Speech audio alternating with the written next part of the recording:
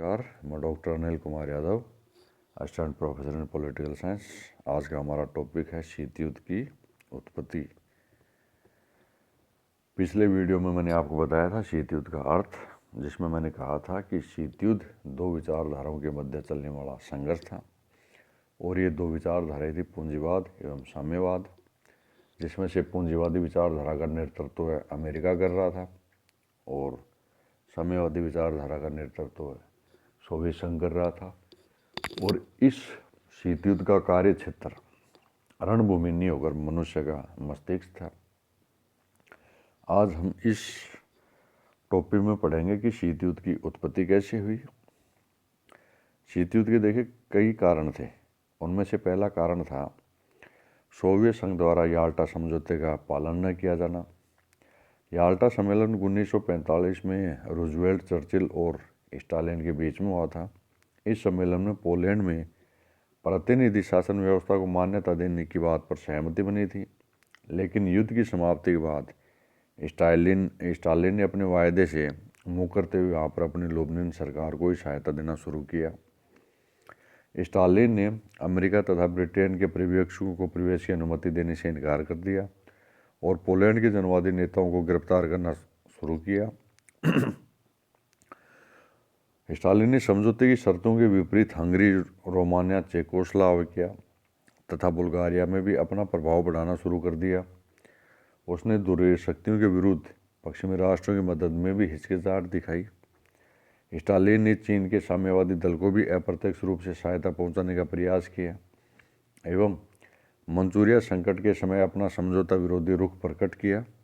इस तरह याल्टा समझौते के विपरीत कार्य करके सोवियत संघ ने आपसी अविश्वास एवं वैमनस्य की भावना को जन्म दिया, जो आगे चलकर शीत युद्ध का आधार बना। दूसरा कारण था सोवियत संघ और अमेरिका के वैचारिक मतभेद। युद्ध के समय ही इन दोनों महाशक्तियों में वैचारिक मतभेद उभरने लगे थे। सोवियत संघ साम्राज्यवाद को बढ़ावा देना सोवियत संघ साम्यवाद को बढ़ावा देना चाहता था, जबकि अमेरिका पूंजीवाद का प्रबल समर्थक था। सोवियत संघ ने समाजवादी आंदोलन को बढ़ावा देने की जो नीति अपनाई, उसने अमेरिका के मन में अविश्वास की भावना को जन्म दिया। सोवियत संघ ने अपनी इस नीति को न्यायपूर्ण और आवश्यक बताया। इससे पूंजीवाद को गहरा आघात पहुंचाया और अनेक पूंजीवादी राष्ट्र अमेरिका के पक्ष में होकर सोवियत संघ की समाजवादी नीतियों की निंदा करने लगे। इस प्रकार पूंजीवाद बनाम समाजवादी विचारधारा में तालमेल के अभाव के कारण दोनों महाशक्तियों के बीच शीत युद्ध का जन्म हुआ। तीसरा कारण था सोवियत संघ का एक शक्तिशाली राष्ट्र के रूप में उभरना। सोवियत संघ ने प्रथम विश्व युद्ध के दौरान ही अपने राष्ट्रीय हितों में वृद्धि करने के प्रयास तेज किए। 1917 की समाजवादी क्रांति का प्रभाव दूसरे राष्ट्रों पर भी पड़ने की संभावना बढ़ गई थी। दूसरे विश्व युद्ध के दौरान उसके शक्ति प्रदर्शन ने पश्चिमी राष्ट्रों के मन में ईर्ष्या की भावना को उत्पन्न किया और पश्चिमी शक्तियों को यह डर सताने लग गया कि सोवियत संघ इसी ताकत के बल पर पूरे विश्व में अपना साम्यवादी कार्यक्रम फैलाने का प्रयास करेगा। दूसरे विश्व युद्ध के दौरान तो वे चुप रहे, लेकिन युद्ध के बाद उन्होंने सोवियत संघ की बढ़ती शक्ति पर चिंता जतलाई। उन्होंने सोवियत संघ विरोधी नीतियां अमल में लाना शुरू किया। उन्होंने पश्चिमी राष्ट्रों को सोवियत संघ के विरुद्ध एकजुट करने के प्रयास भी तेज किए। इससे शीत युद्ध को बढ़ावा मिलना स्वाभाविक था। चौथा कारण था ईरान में सोवियत संघ का हस्तक्षेप।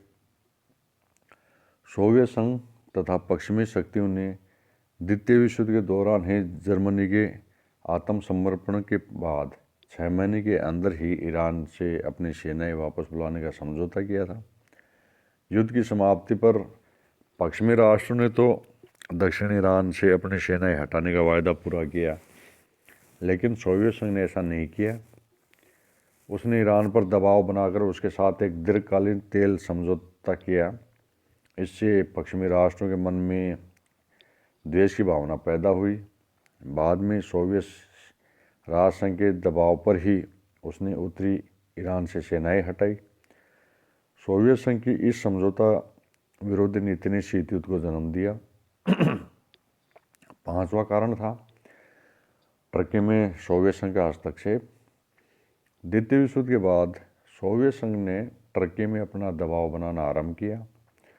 उसने टर्की पर कुछ प्रदेश और बॉस्फोरस में एक सैनिक अड्डा बनाने के लिए दबाव डाला। अमेरिका तथा अन्य पश्चिमी राष्ट्र इसके विरुद्ध थे। इस दौरान अमेरिका ने ट्रूमैन सिद्धांत का प्रतिपादन करके टर्की को हर संभव सहायता देने का प्रयास किया ताकि वहाँ पर साम्यवादी प्रभाव को कम किया जा सके। इन परस्पर विरोधी कार्रवाइयों ने शीत युद्ध को बढ़ावा दिया। छठा कारण था यूनान में साम्यवादी प्रसार। 1944 के समझौते के तहत यूनान पर ब्रिटेन का अधिकार उचित ठहराया गया, लेकिन दूसरे विश्व के बाद ब्रिटेन ने अपने आर्थिक विकास के दृष्टिगत वहाँ से अपने सैनिक ठिकाने वापस हटा लिए। सोवियत संघ ने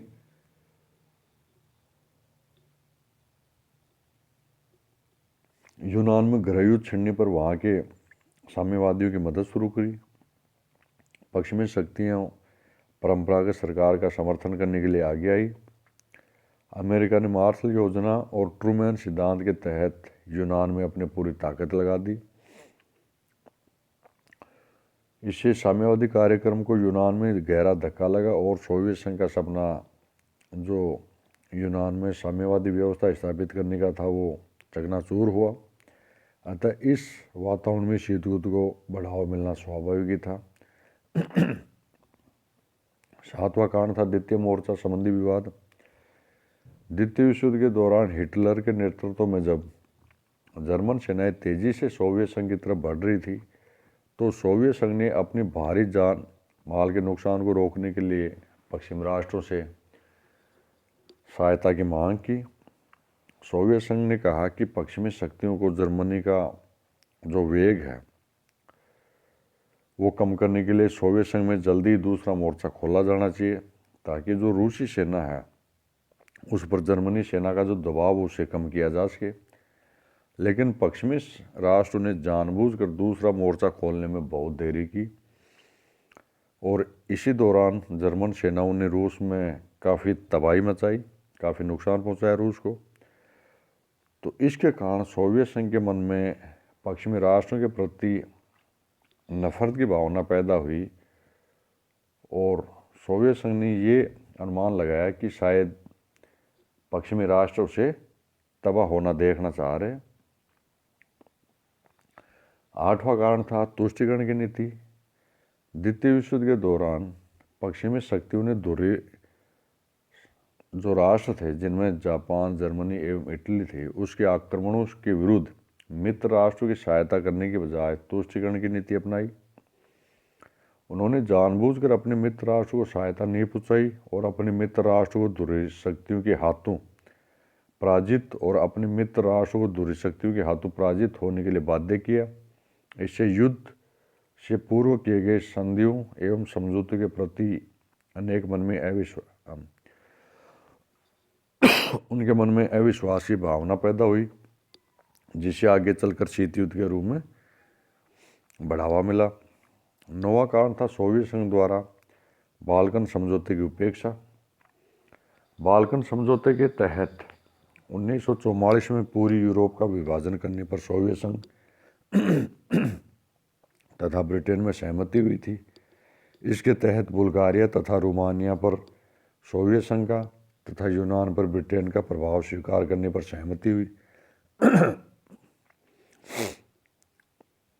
हंगरी तथा यूगोस्लाविया में दोनों का प्रभाव बराबर करने की बात पर सहमति हुई थी, लेकिन द्वितीय विश्व युद्ध की समाप्ति पर सोवियत संघ ने ब्रिटेन के प्रभाव की उपेक्षा करके साम्यवादी प्रसार को तेज कर दिया और उन देशों में साम्यवादी सरकारों की स्थापना करा दी।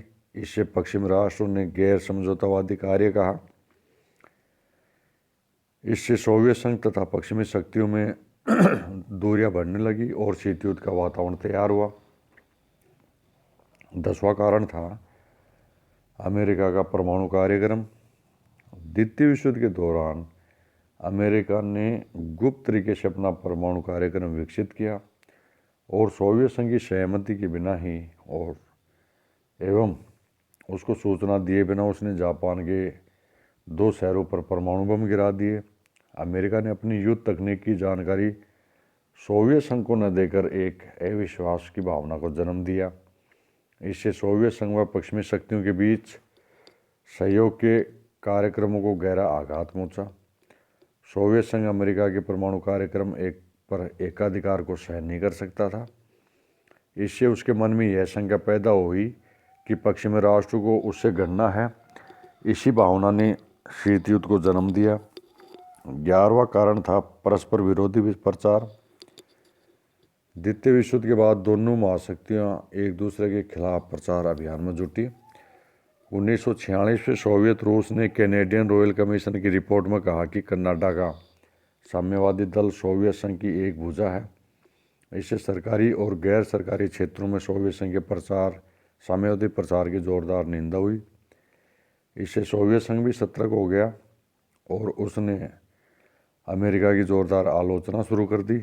मुनरो सिद्धांत इसका स्पष्ट उदाहरण है, जिसमें साम्यवादी ताकतों को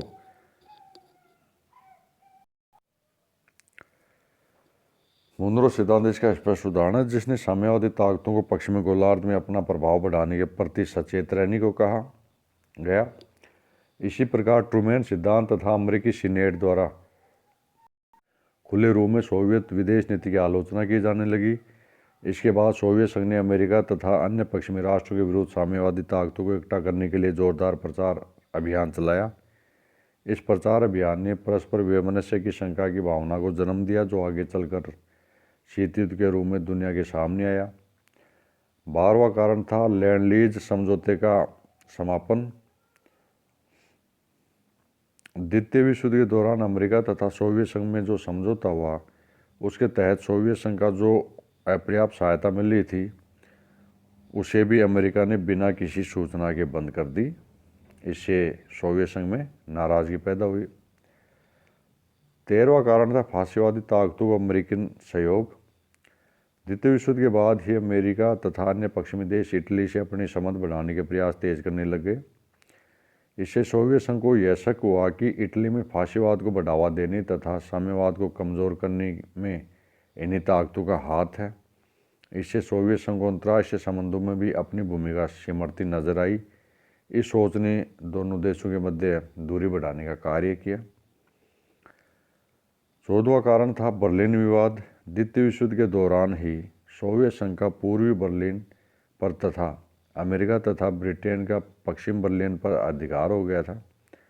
युद्ध के बाद पश्चिमी ताकतों ने अपने क्षेत्राधिकार में बर्लिन प्रदेश में नई मुद्रा का प्रचलन शुरू करने का फैसला किया। इस फैसले के विरुद्ध जून 1948 में बर्लिन की नाकेबंदी सोवियत संघ ने शुरू कर दी। इसके परिणाम स्वरूप सोवियत संघ व अमेरिका या ब्रिटेन के बीच हुए प्रोटोकॉल का उल्लंघन हुआ। इसके लिए सोवियत संघ को पूर्ण रूप से दोषी माना गया। सोवियत संघ अपना दोष स्वीकार करने को तैयार नहीं था। इससे मामला सुरक्षा परिषद में पहुंच गया और दोनों महाशक्तियों के मध्य शीत युद्ध के बादल मंडराने लग गए। और 15वां कारण था सोवियत संघ द्वारा वीटो पावर का बार बार प्रयोग किया जाना। द्वितीय विश्व युद्ध की समाप्ति के बाद संयुक्त राष्ट्र संघ की स्थापना हुई। इस संस्था ने 5 देशों को जो सोवियत संघ संयुक्त राष्ट्र संघ था, उसमें 5 महाशक्तियों को वीटो पावर मिला था। सोवियत संघ ने बार बार अपनी इस शक्ति का प्रयोग करके पश्चिमी राष्ट्रों के प्रत्येक सुझाव को मानने से इनकार कर दिया। इस तरह अमेरिका तथा पश्चिमी राष्ट्र द्वारा संयुक्त राष्ट्र संघ में लाए गए प्रत्येक प्रस्ताव को हार का सामना करना पड़ा। इससे अमेरिका तथा पश्चिमी राष्ट्र सोवियत संघ की आलोचना करने लगे और उनसे परस्पर तनाव का माहौल पैदा हुआ, जिसने शीत युद्ध को जन्म दिया। और 16वां कारण था संकीर्ण राष्ट्रवाद पर आधारित संकीर्ण राष्ट्रीय हित। द्वितीय विश्व युद्ध की समाप्ति के बाद अमेरिका तथा सोवियत संघ अपने अपने स्वार्थों को साधने में लग गए। वे लगातार एक दूसरे के हितों की अनदेखी करते रहे। इससे शक्ति राजनीति का जन्म हुआ एवं प्रत्येक राष्ट्र एक दूसरे का शत्रु बन गया। दोनों महाशक्तियाँ अपना अपना प्रभुत्व बढ़ाने के प्रयास में अंतर्राष्ट्रीय संघर्ष का अखाड़ा बन गई। उनके स्वार्थ में हितों ने धीरे धीरे पूरे विश्व में तनाव का माहौल पैदा कर दिया। तो आज हमने इस टॉपिक में शीत युद्ध की उत्पत्ति के मुख्य जो कारण हैं उसके बारे में मैंने आपसे विचार विमर्श किया है। नमस्कार।